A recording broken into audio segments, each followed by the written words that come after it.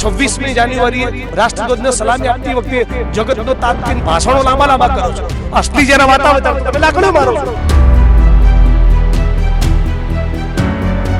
જગતનો તાત કરીને ભાષણ કરવા બહુ સહેલા છે. અસલી વળતર આપો ને 2 કરોડ ત્યારે ખબર પડે.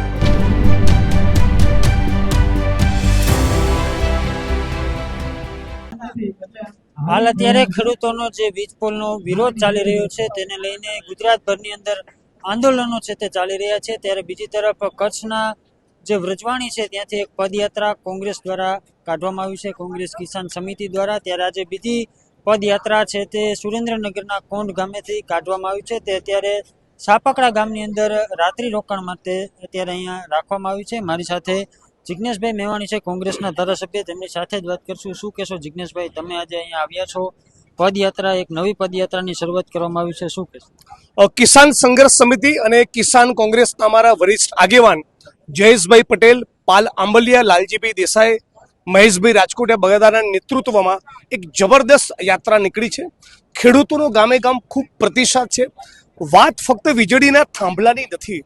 છેલ્લા 20-25 વર્ષમાં ગુજરાતમાં પૂંજીપતિઓ, ઉદ્યોગપતિઓ, અદાણી અંબાણી જેવા કોર્પોરેટ કંપનીના માલિકોએ જે પ્રમાણે ગુજરાતના ગામડાઓ, ખેતી અને ખેડૂતોને પૂરા કરી નાખ્યા છે એની ઊંડે ઊંડે બહુ પીડા રહેલી છે. ગૌચરોને લૂંટવા, સરકારી પડતર જમીનો લૂંટવી, ખેડૂતોની પોતાની માલિકીની જમીન ખેડૂતોની મરજીની વિરુદ્ધમાં ઝૂંટવી લેવી, કહેવાતા વિકાસના પ્રોજેક્ટના નામે. આની અંદર આખા ગુજરાતમાં એક બહુ આક્રોશ હતો. આમાં પણ ટેકાના ભાવ મળે નહીં. ખોટી માપણીમાં તમારું ખેતર મારામાં અને મારું ખેતર પાડોશીમાં જતું રહે. આ બધી વેદનાની વચ્ચે તમે ખોટા થાંભલા નાખવા આવો, ખેડૂત સાથે મારકૂટ કરો, ખેડૂતોની બહેનો, દીકરીઓ, માતાઓને તમે દંડા ફટકારો, 8-10 વર્ષના બચ્ચાઓને ઉચકીને પોલીસની ગાડીમાં નાખો, તો આ લોકતંત્ર નથી. આના માટે બાબા સાહેબ આંબેડકરે બંધારણ નહોતું લખ્યું. આના માટે સરદાર વલ્લભભાઈ પટેલ જેલમાં નહોતા ગયા. આના માટે 23 વર્ષની ઉંમરે ભગતસિંહ બલિદાન નહોતું આપ્યું. એટલે સૌરાષ્ટ્રનો, સુરેન્દ્રનગરનો, મોરબીનો, જામનગરનો, દ્વારકાનો, ગુજરાતનો ખેડૂત એક સુરે ભારતીય જનતા પાર્ટીની સરકારને એક જ વાક્ય કહેવા માંગે છે કે ભાઈ તમારે સરકારે તમારા ગજવાના પૈસા નથી આલવાના. કંપનીવાળા ચોરોને કહો કે ચોરના દીકરાઓ, તમે કરોડપતિ, અરબપતિ, તગડા થયેલા માણસો, તમારા ગજવા ઢીલા કરો ને આપો ખેડૂતોને પૈસા. આટલું કહેવામાં ભૂપેન્દ્રભાઈ પટેલને દુખે છે ક્યાં? આટલી વાત છે 2+2 4 જેવી. સરકારે પોતાના બજેટમાંથી આપવાના નથી. સરકારે આના માટે નવો ટેક્સ ગુજરાતની જનતા ઉપર લાદવાનો નથી. જે અદાણી અંબાણી કરોડપતિ, અરબપતિ, ખરબપતિ છે, જે હાડા 15-15 લાખ કરોડના માણસ છે, આ 2 જણા, એને કહેવાય નહીં ભૂપેન્દ્રભાઈએ કાપો ને પૈસા મારા ખેડૂતોને? કેમ નથી આવતા? આટલું એક વાક્ય ભૂપેન્દ્રભાઈ બોલવાના બદલે ખેડૂતોની ઉપર લાકડીઓ વરસાવી રહ્યા છે. એટલે આ આત્મસન્માનની પણ લડાઈ છે. જેને તમે જગતનો દાંત કહીને 15મી ઓગસ્ટે તિરંગો લહેરાવતી વખતે, 26મી જાન્યુઆરીએ રાષ્ટ્રધ્વજને સલામી આપતી વખતે જગતનો તાત કહીને ભાષણો લાંબા લાંબા કરો છો. અસલી જ્યારે વાત આવે ત્યારે તો તમે લાકડીઓ મારો છો. જિગ્નેશભાઈ, એક પ્રશ્ન મારો એ પણ છે કે જ્યારે આંદોલનની વાત આવે ત્યારે ખેડૂત ભેગા થાય છે, પરંતુ ક્યાંક હવે આંદોલનની વાત આવે ત્યારે હવે હું ખેડૂત મિત્રોને પણ કહેવા માંગુ છું કે તમારો પ્રશ્ન પતી જાય, તમને વળતર મળી જાય અને બીજા ખેડૂતનો પ્રશ્ન આવે ત્યારે તમે ચૂપ રહેશો તે નહીં ચાલે. ધ્રાંગધ્રાના ખેડૂત સાથે અત્યાચાર થતો હોય તો લીમડી, ચૂડા, સાયલા, ચોટીલા બોલવા જોઈએ. જામનગરના ખેડૂતો પર અત્યાચાર અન્યાય થતો હોય તો પોરબંદરના ખેડૂતો, સુરેન્દ્રનગરના ખેડૂતો, બનાસકાંઠાના ખેડૂતો બોલવા જોઈએ. ખેડૂત જ્ઞાતિ ધર્મનું કુંડાળું તોડી ખેડૂત તરીકે એક થઈ જાય તો કેટલી મોટી તાકાત. 60 લાખ ખેડૂત, 50-55 લાખ દાળિયા ખેત મજૂર, આ 1 કરોડ પરિવાર, એટલે ગુજરાતના 4 થી 5 કરોડ લોકો, એમની શક્તિ, એમની મતદાનની તાકાત, અને 2 ઉદ્યોગપતિઓ એમને નચાવે. તમારા બાપનો દેશ છે? શેની ટણી છે તમને? શેનો ફાંકો છો? હા, તમે તો નોકર છો. એકતાની વાત તમે કરી, પણ પ્રશ્ન એક એ થાય છે કે ક્યાંક રાજકીય પક્ષો ખેડૂતોને વેચે એવું લાગે. કારણ કે હું તમને કહું, સમજી ગયો તમારો સવાલ. ખેડૂતોએ પોતે સમજવું પડશે કે જેણે તમારી બેન દીકરીઓના લાકડીઓના ફટકા માર્યા, જે લોકોએ તમારી વર્જીની વિરુદ્ધ તમારા ખેતરમાં વીજળીના થાંભલા ખોસી નાખ્યા, જે તમને 45 ડિગ્રીની ગરમીમાં આ યાત્રાઓ કરવા માટે મજબૂર કરી રહ્યા છે, જે તમને ઢસરડા કરવા માટે મજબૂર કરી રહ્યા છે, જે 30 વર્ષથી તમને લૂંટી રહ્યા છે, જે તમારા ઘરમાં તેલનો ડબ્બો 2,500 3,000નો કર્યો, ગેસનો બાટલો 1100નો કર્યો, પેટ્રોલ 100 રૂપિયાનું કર્યું, બાળકોનું ભણતર મોંઘું કર્યું, સરકારી સ્કૂલો બંધ કરી દીધી, આરોગ્યના ઠેકાણા નહીં. શું પરિસ્થિતિ છે? જાઓ પીએચસીમાં, આપણે બંને જોડે જવાય, હાલ જઈએ. એમઆરઆઈનું મશીન ના મળે, સીટી સ્કેનનું મશીન ના મળે, બ્લડ સેલ કાઉન્ટર ના મળે. આ વાઇબ્રન્ટ ગુજરાત, આ વિકાસ છે. હમણાં એક ઝાપટું પડશે અને ચારે બાજુ સુરતમાં, બરોડમાં, રાજકોટમાં, અમદાવાદમાં, ધ્રાંગધ્રામાં, સાપકડામાં જ્યાં જોશો ભુવા સિવાય કંઈ જોવા નહીં મળે. પણ ચૂંટણી આવે એટલે સમાજ હિન્દુ મુસલમાનમાં વિભાજિત થઈ જાય છે. એટલે બધા જ ગુજરાતના તમામ હિન્દુ ભાઈ બહેનોને, ખેડૂતોને પણ કહેવા માંગુ છું, આ ધર્મના નામે આખા ગુજરાત અને દેશનો મૂર્ખ બનાવે છે. આ ચોરો તો રામ મંદિરની અંદર 200-500 કરોડ લૂંટી ગયા. 40 દિવસમાં 72 વખત ચોરી થઈ, 72 વખત. सीता मैया बहुत दुखी है मोदी के काम से, बोले ये तो सारे पैसे खा गए मेरे पति के नाम से. बराबर, રામનું નામ બોલી ગુજરાતના દેશના ખેડૂતોને, શ્રમિકોને, પશુપાલકોને, મહિલાઓને, એસસી એસટી ઓબીસી ને, યુવાનોને, કર્મચારીઓને જે છેતર્યા છે, આપણે કોણ છે ભાઈ? કયો ધર્મ પાળો છો બધા? બોલો. તમારા કેમેરામેન નથી? આ બધા હિન્દુના પરિવારજનો છે. કેમ પથ્થર ઠોકો છો આમની? શું વાંક છે આમનો? અરે તમારા માટે કાળી મંજૂરી કરીને બાજરો પેદા કર્યા, વાંક છે આમનો? આ વાંક છે? જગતનો તાત્કિન ભાષણ કરવા બહુ સહેલા છે, અસલી વળતર આપો ને 2 કરોડ ત્યારે ખબર પડે. એટલે ભૂપેન્દ્રભાઈ, માનનીય મુખ્યમંત્રીને ફરી કહેવા માંગુ છું, કંપનીઓની સામે મક્કમ બનો, ખેડૂત માટે મૃદુ બનો. આ તો કંપની માટે પોચા થઈ ગયા છે, મૃદુ થઈ ગયા છે, અને ખેડૂતોને લાકડા ફટકારવા મક્કમ થઈ જાય છે. મારો પ્રશ્ન એક જ હતો, તમે જે એકતાની વાત કરી, અત્યારે જેતપર ગામની અંદર જે આંદોલન ચાલી રહ્યું છે, ઉપવાસ છાવણી, ત્યાં અત્યારે લાખો ખેડૂતોની એકતા એક સાથે જોવા મળી રહી, પણ ખેડૂત હવે ક્યાંક રાજકીય આંદોલનમાં આવતા બીવે છે, કારણ કે એને 15 જૂન યાદ આવે છે. એક વસ્તુ તમે સમજી લો, આપણો રોટલો વિધાનસભામાં અને પાર્લામેન્ટમાં શેકાય છે. તમે મારું ખોટું કરો, તમે સરકાર છો, તમે સત્તાના સ્થાન ઉપર બેઠા છો, તોય તમારું બટન દબાવું તો તમે 2 ફટકા માર્યા હોય પહેલી વખત, 4 મારવાના કે નહીં? તો આ પોલિટિકલ જાગૃતિ તો જોશે ને. અચ્છા, મીડિયા તરીકે તમે આ કેમ ઇન્ટરવ્યુ લઈ રહ્યા છો? કેમ કે તમારું કર્તવ્ય છે જે પરિસ્થિતિ છે બતાવવી. મારું કર્તવ્ય શું છે? વિપક્ષ તરીકે આ મુદ્દે બોલવું, આ મુદ્દે લખવું, આ મુદ્દે લડવું, રેલી કરવી, યાત્રા કરવી, અને હું મારું કર્તવ્ય ચૂકવાનો નથી. પછી હું હમણાં ફરજ નહીં પાડું કઈ વોટ આપો, પણ સમજાઈશ ચોક્કસ. બરાબર, એમનો લોકતાંત્રિક અધિકાર છે. મારી રેલીમાં, મારા આંદોલનમાં જોડાયા પછી એમણે ક્યાં વોટ આપ્યો, એમની સ્વતંત્ર, એમની ચોઈસ છે. પણ હું એમને જાગૃત ચોક્કસ કરીશ કે આ ચોરોથી થાકો. 30 વર્ષ ત્યાં પથ્થર ઠોકી કાઢી ગુજરાતની. એવું તો જાત્રા તો પદયાત્રા તો ખેડૂતના આંદોલન માટે નીકળી છે અત્યારે, એટલે ખેડૂતને એક સંગઠન કરવા માટે નીકળી છે અને જાગૃત કરવા માટે નીકળી છે. આ વીજ લાઈન વાળા કોઈ જવાબ દેતા નથી, મોદીજી સાંભળતા નથી, એટલે આ પ્રશ્ન એના માટે ઉકેલ કરવા માટે હું પેલા માણસો થોડાક જાગૃત કરવા નીકળ્યા છે. તો લાઈન નીકળે તો અહીંયા કોઈની જવાબદારી પૂર્વક કોઈ ખેડૂત રહી નથી શકતા, બધાને બીવરાવે, ધમકાવી અને લાઈનો ઊભી કરે છે. અને બીજા નંબરમાં પોતાના ખેતર જવું હોય તો ધમકી મારે છે. અને તમારા ગામમાં કેટલા વીજ પોલ આવે? અમારે 18 આવી ગયા છે, પણ અમારા ગામમાં તો એવું છે કે જે ડુંગરની જમીન કહેવાય એમાં તો એમનો પાવરનો આખો પ્લાન બનાવ્યો છે. એટલે જે કરોડિયાની લાર હોય ને, એમ જે ફરતી બાજુથી અમારે એક પણ સર્વે નંબર ગામમાં બાકી રહેશે નહીં એવું કહેવામાં આવે છે. થાંભલો કે તાર કે વાયર ગમે તે નીકળશે, અને વળતર તો એવડે એને આપવું નથી. વળતર તો ખેડૂતને જરૂર નથી, પોતાના હકનું પોતાને ખાવા દે આ સરકાર તો ઘણું બધું સારું છે. પણ માટે એ જે ખેતીનું પરસેવાનું પોતાને ખાવા નથી દેતા ને રાત દિવસ ઊંઘવા નથી દેતા, એ જ મોટો ખેડૂતનો પ્રશ્ન છે. જે જાય ખેતરમાં જાય તો ધમકી મારે, દબાવે, બીવરાવે, પણ ખેડૂત કોઈ બીવાના નથી, કોઈથી કંઈ ડરવાના નથી. કોઈ કહેતા હોય કે મારું કદાચ મને મારી નાખશે તો મારા છોકરા છે, પ્રજા છે, એ સંભાળશે, બાકી સરકારના હાથમાં તો કંઈ આવવાનું જ નથી. બાકી કોઈ સરકાર એમ કહેતી હોય કે આને મારી નાખી, એકને લઈ લી, 2 ને લઈ લી, તો કોઈ સરકારને તો હાથમાં ન થવા. આ પ્રજા તો છે જ મારે, કોઈ બી ખેડૂતને એને પણ વારસાઈમાં તો હોય જ. તમને શું લાગે છે આ લડત લાંબી કેટલો ટાઈમ હકવી જો? ક્યારે સરકારની જ્યાં સુધી આનો નિરાકરણ ન આવે ત્યાં સુધી લડત તો હાંકવી જોઈએ. ખેડૂતનો મુદ્દો એક જ છે, 100 વર્ષોથી ગઈઢિયા જે કહે છે કે એમની વારસાઈ જમીન આપતા આવે છે, અને પાછળની પેઢીમાં આપવી પડશે ને કદાચ જો નહીં આપી શકીએ તો આગળની પેઢી એમ કહે છે કે આ ગઈઢા અમારું બધું પૂરું કરીને પતન કરીને જતા રહ્યા, એવું કહેવા માંગે પાછળથી.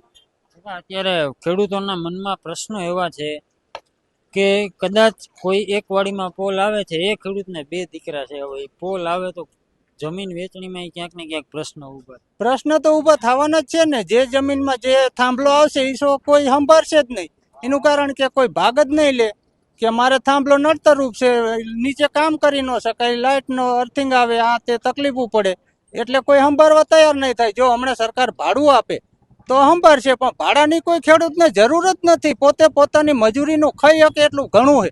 આ સરકાર થાંભલો નાખે જ નહીં ને. અદાણી અંબાણીની જરૂર જ નથી કોઈ થાંભલાની. એમનો જે છે એમનો ખરી ખાય, ખેડૂતનું મહેનત કરી ખાય. કોઈ થાંભલાની જરૂર જ નથી. થાંભલો નાખવા દેવાની જ નથી જરૂર, પણ ખેડૂત તો હજી થોડોક દબાતો હાલે છે એટલે નાખવા દે છે, મજબૂરી છે. 29 ગીગાવોટનું અદાણીનું પ્રોડક્શન છે અને 55 ગીગાવોટ આ 2 મુખ્ય કંપનીઓ છે, એટલે 84 ગીગાવોટનું ઉત્પાદન કરે છે. અને અહીંયાથી તમામ જે પાવર છે ઇવેક્યુએશન અથવા ટ્રાન્સમિશન કરીને ઉત્તરમાં કાશ્મીર સુધી લઈ જાય છે, અને મધ્યમાં મધ્યપ્રદેશ અને એ રાજ્યોમાં જાય છે, અને દક્ષિણમાં મહારાષ્ટ્ર, કર્ણાટકા, તેલંગાણા સુધી આ પાવર જાય છે. ગુજરાતની જે જરૂરિયાત છે એ જરૂરિયાત મુજબનું ઉત્પાદન અથવા તો એનાથી વિશેષ ઉત્પાદન થાય છે. એટલે આ તમામ જે કચ્છની અંદર અને ગુજરાતમાં 135 ગીગાવોટ પાવર જનરેટ થવાનો છે આ રિન્યુએબલ એનર્જીનો, એ તમામ પાવર ગુજરાતની ભવિષ્યની જરૂરિયાતને કદાચ જરૂર પડે, બાકી તો આ તમામ એટલે વેસ્ટર્ન ગ્રીડમાં જાય છે, નોર્ધન ગ્રીડમાં જાય છે, સેન્ટ્રલ ગ્રીડમાં જાય છે અને સધર્ન ગ્રીડમાં જાય છે. હવે કાયદાની જો વાત કરીએ તો ટાવર લાઇન બનાવવા માટેનો, બાંધવા માટેનો કોઈ કાયદો જ નથી અત્યારે દેશની અંદર. 1885નો ટેલિગ્રાફ એક્ટનો ઉપયોગ કરીને આ કંપનીઓ એ ટાવર લાઇન નાખવા માટેની પ્રક્રિયા કરે છે. પણ 1885નો જે કાયદો છે એ 2024ની અંદર રદ કરી દેવામાં આવેલો છે અને ટેલિકોમ્યુનિકેશન એક્ટ બનાવવામાં આવેલો છે. આ જે વીજ જનરેશન અને ટ્રાન્સમિશન કરવા માટે ખાનગી કંપનીઓને જે લાયસન્સ આપવામાં આવ્યા એ માટેનો કાયદો 2003માં ઇલેક્ટ્રિસિટી એક્ટ બનાવવામાં આવેલો. એની કલમ 14-15 મુજબ લાયસન્સ લેવામાં આવે. 68ની અંદર થાંભલો ઊભા કરવા માટેની સરકાર પાસે મંજૂરી લેવામાં આવે અને 164 નંબરની જે કલમ છે એમાં જે રદ થઈ ગયેલો કાયદો છે ટેલિગ્રાફ એક્ટની કલમ 16, 1, 2 અને 3નો ઉપયોગ કરીને થાંભલો બાંધવા માટે કલેક્ટર પાસે જઈને પોલીસ પ્રોટેક્શન, કારણ કે એ ટેલિગ્રાફ એક્ટ 1885માં અંગ્રેજોએ બનાવેલો જે ટેલિકોમ્યુનિકેશન સિસ્ટમ, એટલે ત્યારે તો ટેલિફોનના વાયરો નાખતા અને ટેલિગ્રાફ માટે જે વાયરોની જરૂરિયાત પડતી, એટલે ખૂબ નાના થાંભલાઓ બાંધવામાં આવતા. પણ સરકાર દ્વારા એવો કાયદો બનાવવામાં આવ્યો કે 1885ના રદ થઈ ગયેલા કાયદાનો ઉપયોગ કરીને ટાવરો નાખવા માટેના પ્રયત્નો કરવામાં આવે છે. હવે મેં જે આપને વાત કરીને કે બધો પાવર, મોટાભાગનો પાવર જે છે એ જુદા જુદા રાજ્યોની અંદર જાય છે, એટલે જે એને નોમેનક્લેચર જે આપેલું છે ઇન્ટરસ્ટેટ ટ્રાન્સમિશન સિસ્ટમ, એટલે જ્યારે જમીન સંપાદનનો કાયદો લો કે ઇલેક્ટ્રિસિટી એક્ટ લો કે બીજા કોઈ પણ કાયદાઓ, જે મોટા બધા કાયદાઓ કેન્દ્ર સરકાર દ્વારા બનાવવામાં આવે છે. હવે રાજ્યોને પોતાની પાસે સત્તા છે શેની? તો કે ભાઈ પોતાના રાજ્ય પૂરતા એ કાયદા બનાવી શકે અને એની અમલવારી કરી શકે.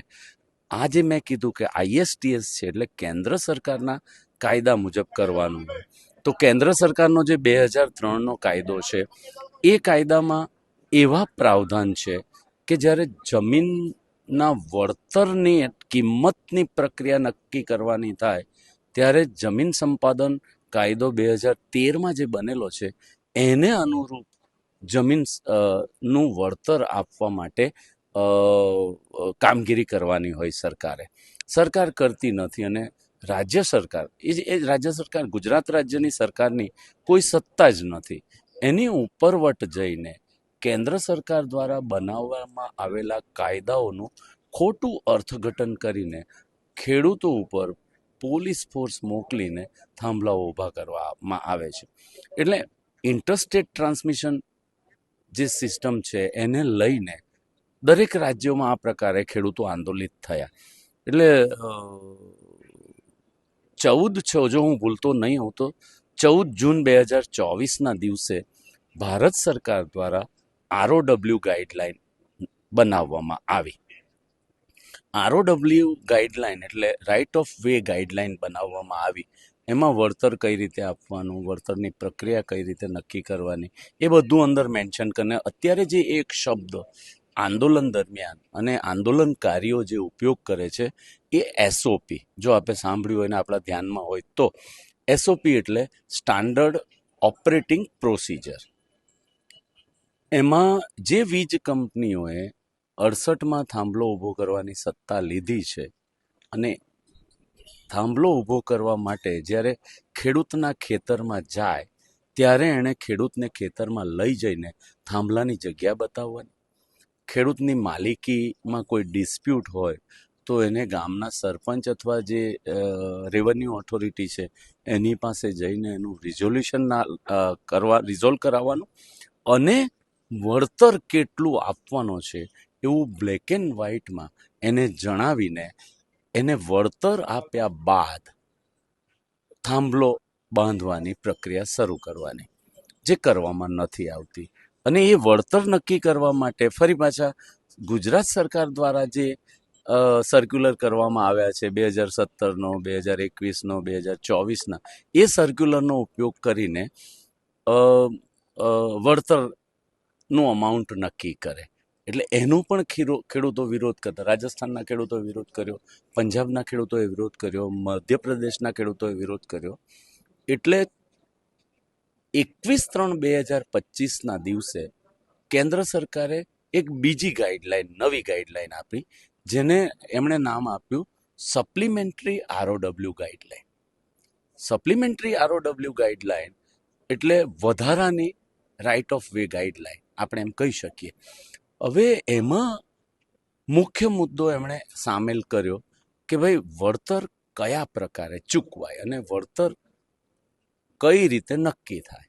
તો એ નક્કી કરવા માટે એમણે માર્કેટ રેટ કમિટી બનાવી, જેને માર્કેટ રેટ ડિટર્મિનેશન કમિટી અમે લોકો કહીએ છીએ. એ કમિટી 3 વ્યક્તિઓની બને.